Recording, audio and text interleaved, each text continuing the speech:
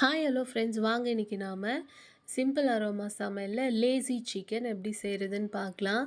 அதாவது சோம்பேறி சிக்கன் எப்படி செய்கிறதுன்னு பார்க்கலாம்.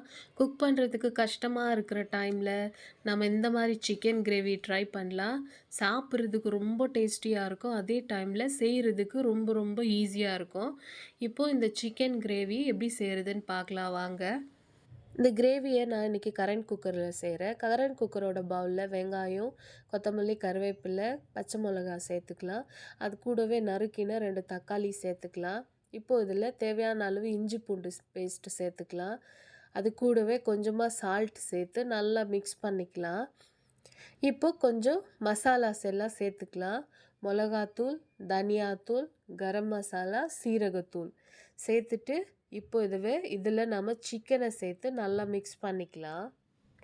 இப்போது சிக்கனுக்கு நல்ல மசாலாஸ் எல்லாமே நல்லா சேர்கிற மாதிரி கொஞ்சமாக ஆயில் சேர்த்துக்கலாம்.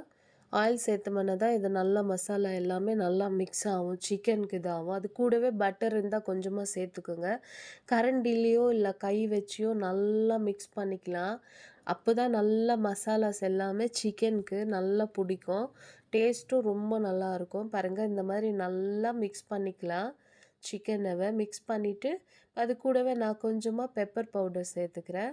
பெப்பர் பவுடர் சேர்த்து நல்லா மிக்ஸ் பண்ணிவிட்டு இப்போ இதை நாம் எடுத்து கரண்ட் குக்கரில் வச்சிடலாம். அவ்வளோதான்.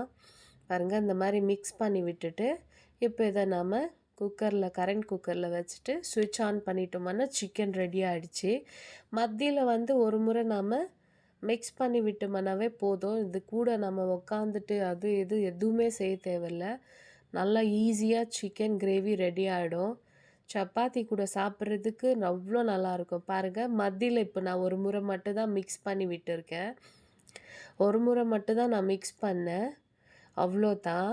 இந்த சிக்கன் கிரேவி இன்னொரு 5 மினிட்ஸில் இந்த சிக்கன் கிரேவி ரெடி ஆகிடும். சாப்பிட்றதுக்கு மட்டும் அவ்வளோ நல்லா டேஸ்டியாக இருந்துச்சுங்க. நிஜமாகவே நீங்கள் ட்ரை பண்ணி பார்க்கணும்.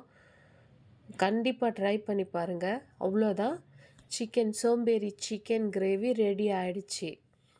வாங்க இதை நம்ம சப்பாத்தியோட இல்லை ரைஸோட பரோட்டாவோட சேர்த்து சாப்பிட்லாம். சாப்பிட்றதுக்கு அவ்வளோ டேஸ்டியாக இருந்துச்சு.